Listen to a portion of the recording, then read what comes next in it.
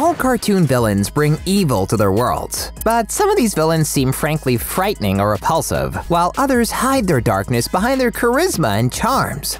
And, of course, the second type of villain become fan favorites, while the first type gets condemned. Let's find out how it works as in the case of Aaravos and Viren, the villains from the cartoon The Dragon Prince. Why do fans love Aaravos but hate Viren? Let's talk about their stories a bit first. Viren is a human, a dark mage of the kingdom of Catullus. Once he was an advisor and best friend of King Harrow, but after the death of the king, his status changed.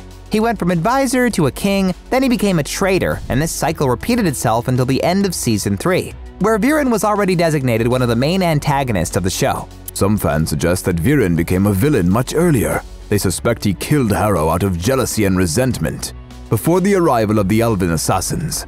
Speaking of Aaravos, he is a Star-Touch elf, a powerful archmage several hundred years old, who was imprisoned for a long time in the mirror.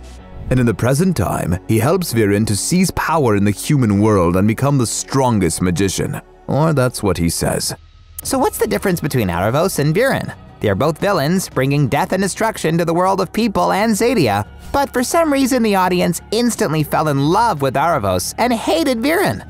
Well, first of all, let's be honest. Non-human characters are more likely to attract viewers than human characters. And Aaravos is also the only Star-Touch elf in the frame, which makes him even more exceptional. Viren also stands out among people in his own way because he has to hide his real appearance, saturated with dark magic. However, he doesn't arouse the same sympathy that an elven sorcerer does. Mr. Scoffer, I consider it necessary to clarify that this is also because we don't know the whole history of Aaravos, his past, and we don't know what his real thoughts and motives in the present are. Exactly, Mr. Fullylover. What do we even know about him at all? In the past, he played an important role in history because he was mentioned in many books and manuscripts. In addition, he was the only one who was able to master the magic of all 6 primal sources, and the dark magic too.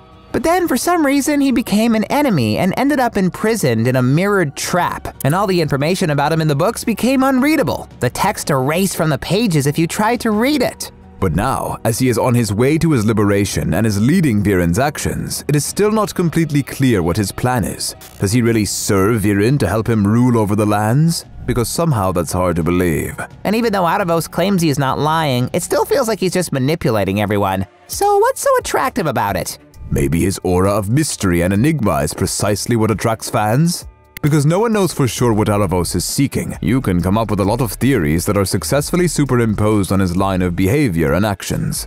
For example, some of the fandom have come up with interesting theories that justify the elf's actions to prove that he's not a villain at all. They like to believe that he has a certain rational goal that didn't get the recognition it deserved from the rest of the world. I hope not. Considering what Aaravos has already done, both his intentions and his past are probably darker than we think.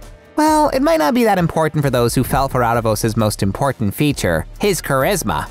Aaravos is exceptionally handsome. He has a creepy yet pleasant voice, and he isn't devoid of manners, always speaking courteously. Oh yes, it is the same actor who voiced Ko, the face stealer from Atla. Oh gosh, so that's why it feels so creepy sometimes. Brrr. And considering that Aaravos is over 1,000 years old and possesses all kinds of magic, his knowledge must be quite extensive. The characters from the category mysterious, intelligent, centuries-old non-humans with good manners and a pleasant voice have always attracted the attention of viewers. Starting with Sebastian from The Black Butler, and ending, for example, with Avalat from the game The Witcher 3. By the way, that guy is also a centuries-old elven sorcerer, like Aaravos.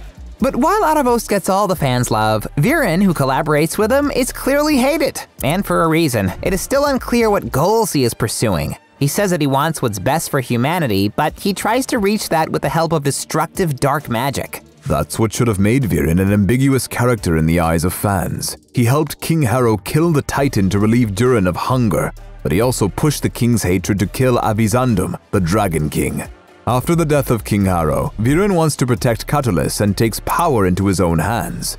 But at the same time, he claims that Ezran and Callum are dead, although they are both alive. Viren also means well for his children, Claudia and Soren, but it doesn't stop him from using them for his own purposes.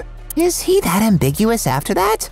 His uncertainty feels repulsive to some extent, as if Viren himself doesn't understand what he really wants. to protect people and help them, or to dominate the world using all possible methods, including the darkest ones? And this is probably why Aaravos manipulates him so easily, which is why Viren sacrifices so much in his life. By the way, as the creators say, the core theme of Viren's appearance was exactly a sacrifice, as the effects of dark magic on his body represent his twisted nature and self-destructive dedication of serving the elevation of humanity.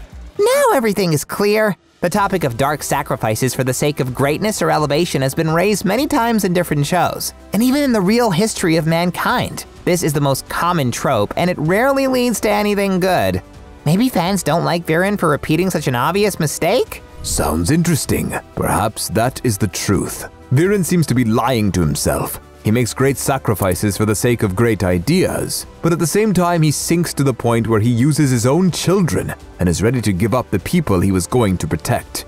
That's why Viren loses to Aaravos in many ways. He tries so hard to look stronger than he is that it's pathetic. Aaravos has much more power and confidence, so no wonder Viren blindly obeys him, even when Aaravos wears the guise of a caterpillar.